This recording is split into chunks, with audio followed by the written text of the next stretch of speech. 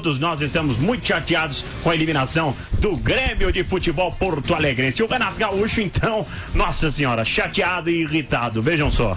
O Grêmio só não está classificado por causa do VAR. É simples.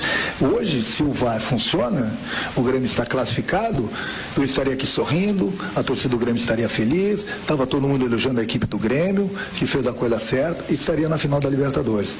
Aí agora, para um detalhezinho do VAR, a gente vai começar a achar que isso, aquilo está errado. Não, está tudo certo aqui no Grêmio.